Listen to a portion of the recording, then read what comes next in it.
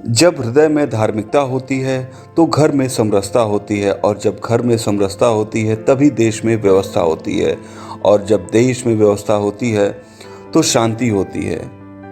ऐसा भारत के पूर्व राष्ट्रपति एपीजे अब्दुल कलाम ने कहा था।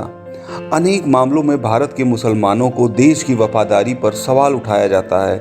ज़्यादातर यह भूल गए कि भारत की आज़ादी के लिए उन्होंने भी समान रूप से योगदान दिया था।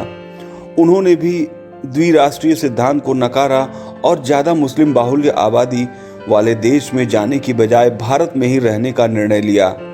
यह उन्होंने दूसरों के लिए नहीं किया था, बल्कि यह तो उन्होंने अपने मुल्क से मोहब्बत के लिए किया था, जो बिना शक भारत था।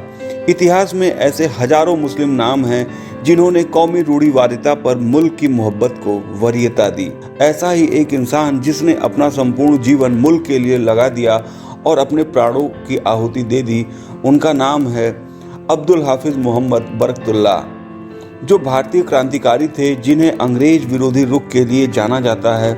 उन्हें मौलाना बरकतुल्लाह की सम्मान सूचक उपाधि भी दी गई थी और भोपाल विश्वविद्यालय का नाम बदलकर उनके नाम पर ही बरकतुल्लाह विश्वविद्यालय रख दिया गया था।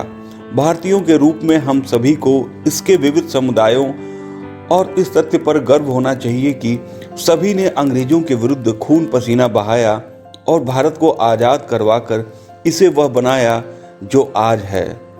मुसलमान होने के कारण बरकतुल्लाह भारत को आज़ाद करवाने के लिए पूर्ण इस्लामिक मुहिम तैयार करने में सहायक रहे थे। वह भारत की आज़ादी के लिए बहादुरी से लड़े, लेकिन यह दुखद है, भारत को आज़ादी प्राप्त होने के पहले ही उनका इंतकाल हो गया। लेकिन इससे यह पता चलता है कि उनके जैसे मुसलमान भारत की आज़ादी के लिए बिना किसी उपेक्षा के निस्वार्थ भाव से कैसे लड़े और कैसे अपनी उम्मीद की लौ को जलाए रखा। उनके जैसे महान और परोपकारी व्यक्तियों के कारण ही भारत आज़ाद हुआ।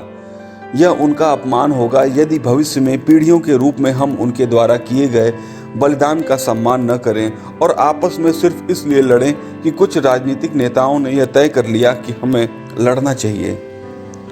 इसमें कोई संदेह नहीं कि अशांति फैलाने वाले लोग दोनों पक्षों में हैं, लेकिन अधिकांश मुसलमान अपने देश के हित की सुरक्षा के लिए अपना बलिदान ही देगा। हम अलग अलग सामाजिक और राजनीतिक विचारधाराओं में विश्वास करते हैं, लेकिन जब देश की सुरक्षा की बात आती है तो हम में से कोई भी सीमाओं की रक्षा करने से नहीं डरेगा, क्योंकि हम दिल से एक ही हैं। हमारा भाग्य और भविष्य हम पर निर्भर करता है कि हम भारत को कैसे आगे ले जाना चाहते हैं। लेकिन फिर भी हम बहुत लड़ना चाहते हैं तो हमें उन ताकतों से लड़ना चाहिए जो कि हमें बांटती हैं। अगर हमें लड़ना ही है तो हमें साइंस, आर्ट, इकोनॉमी जैसे विषयों के लिए लड़ना चाहिए। इसीलिए यह हमारी सुनिश्चित जवाबदेही बन जाती है कि अन्य समुदाय के साथ इस देश के मुसलमानों द्वारा किए गए कुर्बानी को हम याद रखें और अमन और मेलजोल के लिए कार्य करें। और जैसा कि डॉक्टर एपीजे अब्दुल कलाम ने कहा था कि यदि हम अपनी जवान पीढ़ी को एक उन्नत और सुरक्षित भारत दे सकें जो नागरिक सभ्यता की विरासत के साथ आर्थिक समृद्धि का परिणाम हो, तो ही हमें याद रखा जाएगा। धन्यवाद।